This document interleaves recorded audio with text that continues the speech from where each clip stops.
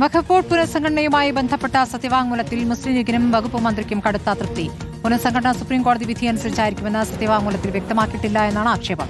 അതേസമയം സർക്കാർ നിലപാടിൽ അതിരൂക്ഷ വിമർശനവുമായി സമസ്തയും പ്രതിപക്ഷവും രംഗത്തെത്തി.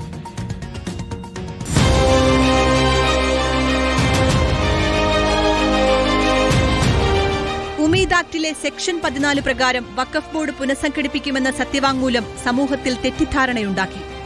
വഖഫ് ബോർഡിൽ അമുസ്ലിം അംഗങ്ങളെ തൽക്കാലം ഉൾപ്പെടുത്തില്ലെന്ന ലീഗ് നിലപാടിൽ വെള്ളം ചേർത്തുവെന്ന പ്രതീതിയുണ്ടാക്കുന്നതാണ് സത്യവാങ്മൂലത്തിലെ പരാമർശം. സുപ്രീംകോടതി വിധി അനുസരിച്ചു മാത്രമേ ബോർഡ് പുനഃസംഘടിപ്പിക്കൂവെന്ന് സത്യവാങ്മൂലത്തിൽ പരാമർശിച്ചില്ലെന്നും ആക്ഷേപമുണ്ട്. അയോഗ്യരായ 4 അംഗങ്ങളെയും മാറ്റാനും കുറുക്കൊളി മൊയ്തീനെ ബോർഡിലെ മുസ്ലിം MLA-യുടെ ഒഴിവിൽ നിയമിക്കാനുമാണ് സർക്കാർ ആലോചിക്കുന്നത്. ചെയർമാനെ മാറ്റുന്നതും സർക്കാരിന്റെ പരിഗണനയിലുണ്ട്. മുസ്ലിം ലീഗ് സുപ്രീം കോടതിയിലെടുത്ത നിലപാടിന് വിരുദ്ധമാണ് ഹൈക്കോടതിയിൽ സ്വീകരിച്ചതെന്ന് പ്രതിപക്ഷവും വിമർശിച്ചു. ഭരണഘടനാ വിരുദ്ധമാണ്. മുസ്ലിമിന്റെ വിശ്വാസവുമായി ബന്ധപ്പെട്ട സ്വത്തുക്കളുടെ സംരക്ഷണത്തിന് മുസ്ലിം അല്ലാത്ത ആളുകൾ വരുമ്പോൾ തെറ്റായിട്ടുള്ള കാര്യമാണ്. മൗലികാവകാശങ്ങളുടെ ലംഘനം കൂടിയാണ് എന്ന് സ്പെസിഫിക് ആയി എടുത്ത പൊസിഷൻ ഇതോടുകൂടി നല്ലിഫൈ ചെയ്തു.